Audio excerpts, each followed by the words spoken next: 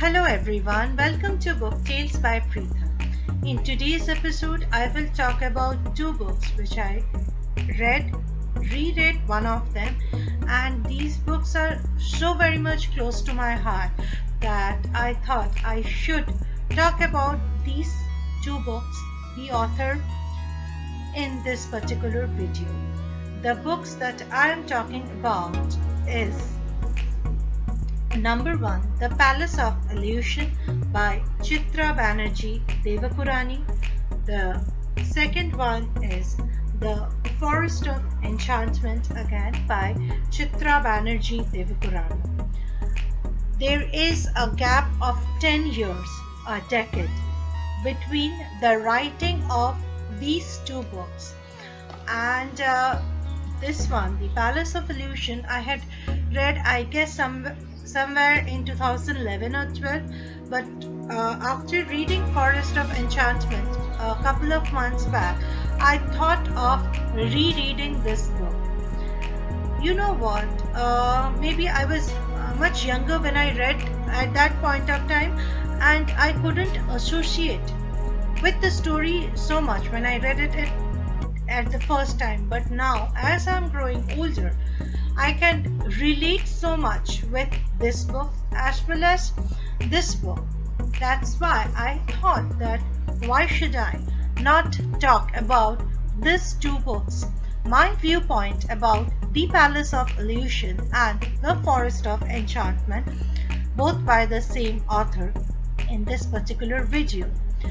But before I start my video, let me ask you, have you subscribed my channel Book Tales by Pritha? If you haven't subscribed it yet, please do subscribe my channel Book Tales by Pritha, because over here you can see videos now not only on books, book recommendation, but also about the careers that I am associated with and I know about things personally, and I will also be making videos on life talks and life hacks. So without further ado, please do subscribe my channel Book Tales by Pritha. Also, to get more update on Book Tales by Pritha, you can join our Facebook group by the name Book Tales by Pritha. Do like the Facebook page by the name Book Tales by Pritha. You can follow me on Twitter. On Twitter, it is my personal account, that is Pritha Shorkar 80. And to read my blogs, follow it at prithasnotebook.wordpress.com. To follow my Instagram handle, it is again by the name Book Tales by Pritha. All the links of all the social media handle is mentioned in the description section below. Also, I will put the link of these two amazing books in the description section. So, if after watching my video you want to buy those books, please do buy it from the link that I have mentioned in the description section below. Because if you buy the books from the description section, from the link given in the description section below, then it helps me to get a small amount as commission. With that money, I again invest in buying new books, and with that, I want to share my views, my opinion with you all on my channel Book Tales by Pritha. Now, without further ado, let's start today's video. The first book that I would like to talk in today's video is obviously The Palace of Illusion, one of the bestseller till now, even after being published 10 years before. This book brought Chitra Banerjee to a limelight after her super successful Mistress of Spices. Now, I tell you what catches a reader's mind when you read a book by Chitra Banerjee Divakaruni is her amazing creative writing skill. The way she projects her character, it is so poignant, so beautiful, so worth mentioning. She, as you know, in this book, The Palace of Illusion, tells the story of Draupadi. She talks about Draupadi from her childhood till her last breath. She talks about Draupadi's relation with her twin brother Drupad, Draupadi's relation with her father and the other queen in her father's palace. Draupadi was very close with Daiva, who brought her up till her marriage. As she was born from fire, so it is said that Draupadi had a dark complexion. But slowly she learnt how to become attractive. She was the reason of the great war of Mahabharata. Now we all know about this great war of Mahabharata. But if the entire tale of Mahabharata, along with the war, is told from a woman's perspective, from Draupadi's perspective, the same story which is being told, which we have heard since our childhood, was the one that was told by Ved Vyasa. He has projected Mahabharata as the war between brothers of the kingdom of Hastinapur, the great warriors. He has told about the great warriors like Dronacharya, Dhritarashtra, then even the Pandav brothers as well as the Kaurav brothers, and most importantly Bhishma Pitama, his story, his love for Hastinapur. But if you hear the entire tale of this great epic Mahabharata from Draupadi's point of view, you will get to know the same story from a woman's perspective. Draupadi in this story tells about her relation with Krishna, a person whom sometimes she thinks to be the closest to, sometimes she herself says that she can't recognize. Her soft corner for the Sutaputra, Karna, that has been well projected in this particular book, The Palace of Illusion. Draupadi's relation with Kunti from the day she is married in the Pandava household. How does Draupadi feel when she is insulted in the open court?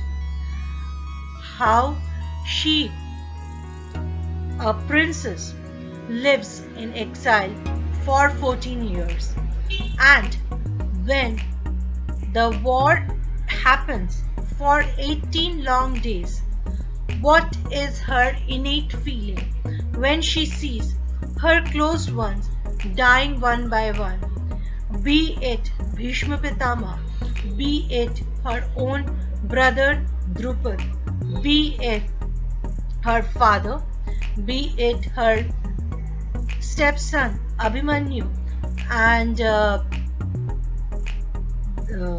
Bhim's son Ghatotkacha, or her all 5 sons dying at one night. She faces it all. Here we also get to know about the character Kunti, about the character Subhadra, the character Uttara. So nicely we get to know about the little nuances of the character Karna. And I would definitely like to tell everyone, when you are reading a book by Chitra Banerjee Divakaruni, please give some time to read the book, because you know the language is so beautiful. What I used to do when I read a book by her, I make it a point to read 50 pages at one time so that I can feel the book. Her language is her major USP. Plus, the way she projects her character. We all know that Draupadi is a very strong character, but the author has projected not only her strength but also the weakness of the character Draupadi. Every character is made up of positive as well as negative. The author has narrated both in this 300-pager book, and this book, why it continues to be a bestseller even after a decade, is, I think, the amazing language, the very well written way the war of Mahabharata has been depicted. As a reader, that that were the chapter which really caught my attention. The characterization of the characters and how the war of Mahabharata has been written through the eyes of the character Draupadi by the author Chitra Banerjee Divakaruni is worth mentioning. Also, we know very less about Draupadi's early childhood and what happens to Draupadi's life after the battle of Mahabharata. A detailed projection of this has been well depicted in this particular book, The Palace of Illusion by Chitra Banerjee Divakaruni. And if you want to read mythology reinterpretation, the reinterpretation of the Great War of Mahabharata, I would always suggest you to read this amazing book, The Palace of Illusion by Chitra Banerjee Divakaruni. The next book is obviously this one, The Forest of Enchantment by Chitra Banerjee Divakaruni, which got published this year. This book was in hype among the booktubers, the bookstagrammers, and was talked about in the book community. Now, we all know that it is the story of Ramayana, which has been told through the viewpoint of the character of Sita. Sita, again, a very strong character, but we know that Mahabharata was written by Valmiki, and Valmiki had written Ramayana to to glorify the character of Ram, and so it is called Ramayana. Ram's story is the Ramayana, which was written by Valmiki. But in this book, again, Chitra Banerjee Divakaruni talks about the entire epic of Ramayana through the voice of Sita. So we can say that this version should be termed as Sitayan.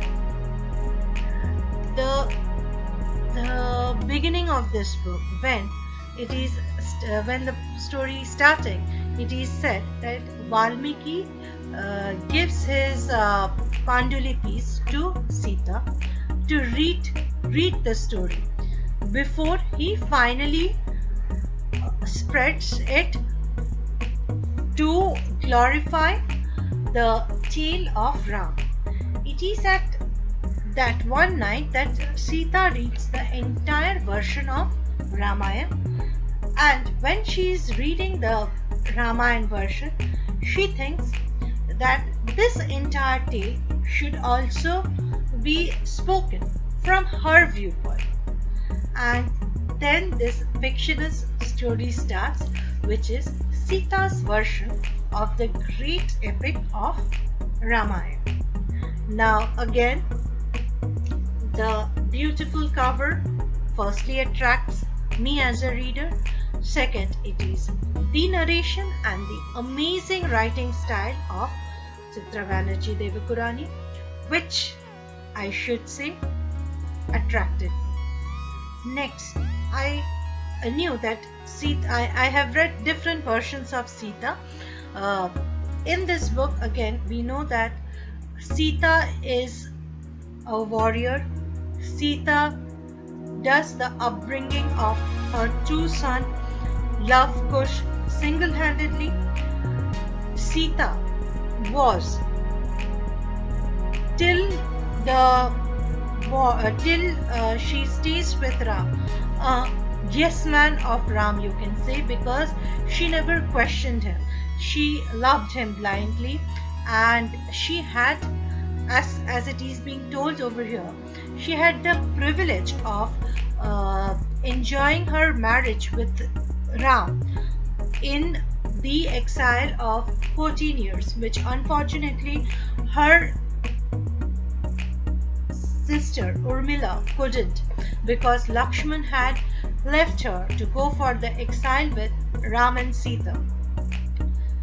Here we also get to know about the characters such as Ahilya. We get to know about characters such as Urmila, Sita's sister. We know about Sumitra, Kaikeyi. We know about the Surpanakha. We get to know vividly about Ravan's wife Mandodari, the relation of Ravan with his wife Mandodari. And one thing that, even though I'm not very much sure, it is not. It has been kept little. What I should say, it is very vaguely mentioned that maybe Sita is the daughter of Ravan.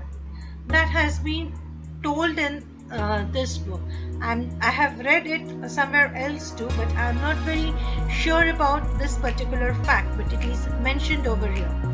Also, we see that a very nice mention of the war, the great war of Ramayana, which was held between Ravan and Ram, told from the viewpoint of Sita. That is again very exciting to read. The reaction of the women of Lanka when their loved ones slowly dies, that has been so well projected. A very good chapter is the one when Ravan is on his deathbed and he's having a conversation with Mandodari. That is very nicely told. There is also certain interaction in the beginning chapters between Ram and Sita, which is nice to read. But again, the major turning point of this book is the language. Though if you tell me to compare between Palace of Illusion and the Forest of Enchantment, this will certainly be on the higher scale for me. But as a whole, describing about two women, Draupadi and Sita, for whom the two great wars of Indian mythology were fought. These characters are well projected, their tales are well narrated, and both the books should be read, if required, reread, just to experience the amazing storytelling skill of the author. You know, it is very difficult to hold a reader's mind when you are rereading something, the story of which you already know.